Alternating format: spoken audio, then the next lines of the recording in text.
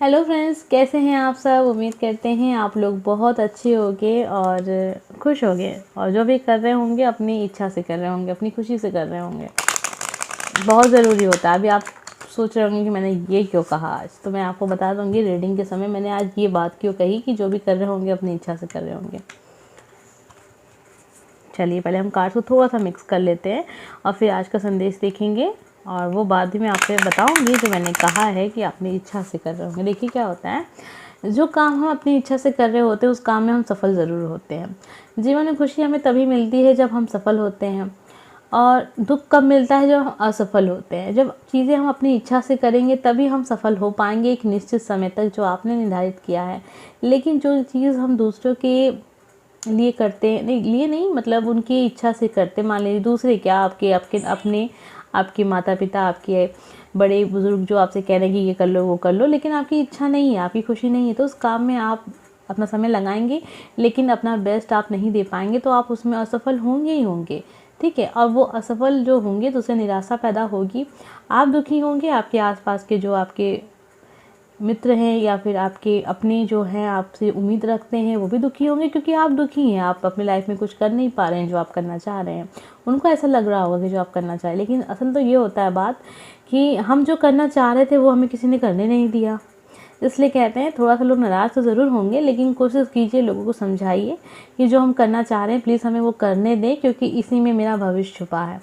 तो इस दुनिया में कुछ भी जो भी चीज़ें हो रही हैं ना, बुरी तो कुछ भी नहीं है। देखिए अनैतिक चीज़ों की बात मैं यहाँ नहीं कर रही हूँ, जो अनैतिक है वो तो अनैतिक है ही, ठीक है, वो तो गलत ही है, उसकी बात नहीं है।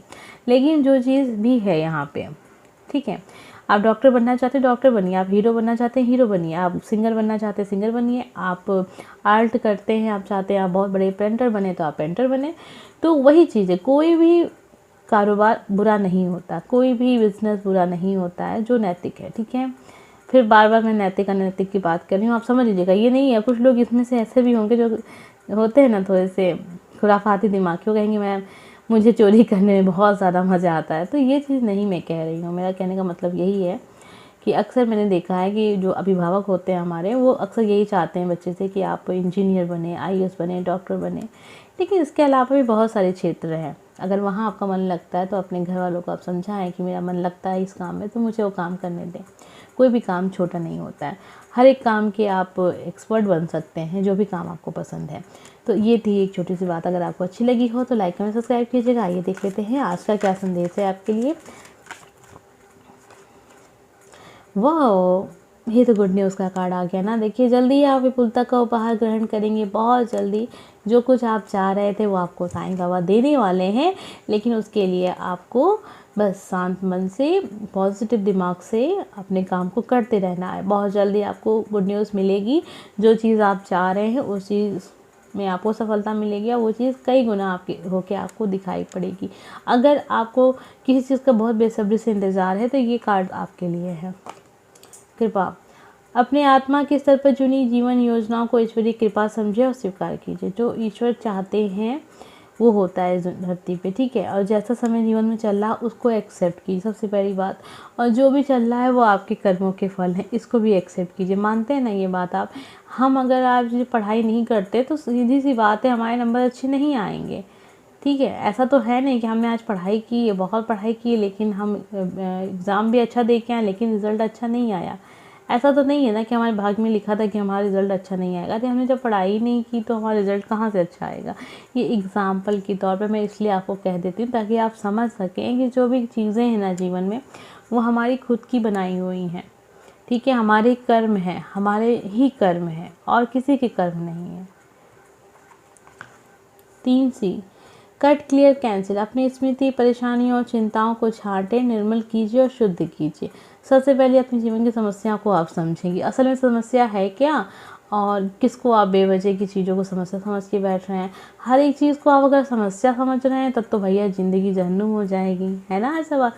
अभी आप अगर आपको कोई सब्जेक्ट बहुत ज़्यादा कठिन लगता है, आप उसको नहीं पढ़ पाते, अब उसको भी आप एक समस्या समझ लें कि अरे ये इसको कैसे पढ़ा जाए, इसको कैसे क्या किया जाए, इसमें कैसे पास किया जाए।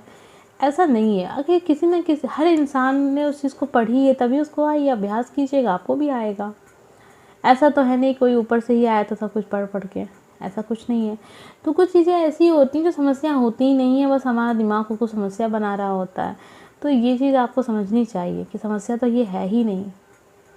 जो काम दूसरा इंसान कर सकता है वो आप भी कर सकते हैं, तो फिर समस्या कैसी? समस्या है ही नहीं। हाँ, अगर ऐसी कोई बात हो कि दूसरा इंसान भी वो नहीं कर रहा, आप भी नहीं कर पा रहे हैं, कोई नहीं कर पा रहा है, सब परेशान है, वो समस्या है। आपकी समस्या का समाधान अगर सेम समस्या का समाधान किसी इंसान के पास था, उसने वो समस्या समाप्त कर ली, इसका मतलब कि समस्या वो थी ही नहीं ना, वो भी समाप्त हो जाएगी। ऐसी कोई समस्या हो जो समाप्त कर ही नहीं पा रहा, तो वो समस्या है। समस्या को पहले पहचानें आप जीवन में, असल में समस्या है क्या और किसको आप समस्या समझ रहे हैं। समर्पण, अपने मालिक एवं गुरु के प्रति अनुग्रहपूर्वक समर्पण कीजिए और उन्हें वर्तमान स्थिति का सामना करने दीजिए। तो जीवन में जो भी कुछ हो रहा है उसको एक्सेप्ट करते हुए, जिनको भी आप अपना गुरु मानते हैं, मान लीजिए कोई गुरु नहीं है आपके जीवन में, लेकिन आप जिस भी शक्ति में विश्वास रखते हैं उन पे विश्वास कीजिए। और अभी अगर आपको कुछ समझ में नहीं आ रहा है, जैसा कि लग रहा था कट क्लियर कैंसिल आपके लिए है, तो इसीलिए कहते हैं कि समर्पण, ठीक है, समर्पण कीजिए आप। आपको जब कुछ भी समझ में ना आए तो ईश्वर में सब कुछ आप समर्पित कर दीजिए। ठीक है, आपको कुछ समझ में नहीं आ रहा है, ईश्वर जो चाहे, मुझे कुछ समझ में नहीं आ रहा, ठीक है, ये आप कह सकते हैं। और अगर आपका कोई गुरु है, अगर आप किसी को गुरु मानते हैं, तो वो जो आपसे कहते हैं आप उनके बताए हुए रास्ते पे चले। एक लास्ट देखते हैं, शिक्षा। जीवन एक पाठशाला है, शिक्षा ग्रहण कीजिए और ऊंची उड़ान भरिए। जीवन में हर एक पल हम कुछ न कुछ सीखते हैं। अगर अभी भी आप कुछ ऐसा हुआ आपके जीवन में जिसको लेकर आप आज भी सोच रहे हैं, परेशान हैं, चिंतित हैं, वहाँ से कुछ आप सीखें, ठीक है, कि वो चीज़ आपके जीवन में क्यों हुई थी। उसको सोच के आप परेशान मत रहिए, वहाँ से सीखिए आप, ठीक है। अक्सर स्टूडेंट के साथ होता है, उनको लगता है कि वो फेल हो गए थे, उनका नंबर अच्छा नहीं आया था, वो एग्ज़ाम नहीं सही से दे पाए और वो हताश हो जाते हैं और फिर जीवन में आगे नहीं बढ़ पाते हैं। लेकिन उनको ये देखना चाहिए कि उनकी क्या गलती थी, उन्होंने क्या गलती की थी, कैसे पढ़ाई की थी, कैसे पढ़ाई नहीं करनी चाहिए थी। तो अपनी गलतियों को वहाँ देखें, वहाँ से सीखें कि ऐसा ऐसा हुआ था तो क्यों हुआ था ऐसा ऐसा, ठीक है। और वहाँ से आपको बस वो एक शिक्षा लेनी है, फिर आगे बढ़ जाना। ये नहीं कि आप ये सोचने बैठ जाएं कि अरे मैं देने गई थी एग्ज़ाम, वहाँ पे मैं देने गया था, मेरा एग्ज़ाम भी अच्छा नहीं हुआ, रिज़ल्ट अच्छा नहीं आया, कितना ख़राब मैंने पेपर दिया। ये सब चीज़ें नहीं सोचनी है, क्यों हुआ ऐसा ये सोचना है। तो इसीलिए कहते हैं हर पल आपको जीवन में हर चीज़ सीख रहे हैं आप, और कुछ भी आप सीख के नहीं आए, सब कुछ यहीं सीख रहे हैं। इसलिए सीखने में कभी शर्म नहीं करनी चाहिए, चाहे वो कोई सब्जेक्ट हो या फिर कोई कारोबार हो। उम्मीद करते हैं आपको आज का संदेश पसंद आया होगा। अगर अच्छा लगा है तो लाइक कमेंट सब्सक्राइब कीजिएगा। मिलते हैं नेक्स्ट वीडियो में, लेकिन जाने से पहले नीचे कमेंट बॉक्स में लिखिएगा ओम साई राम।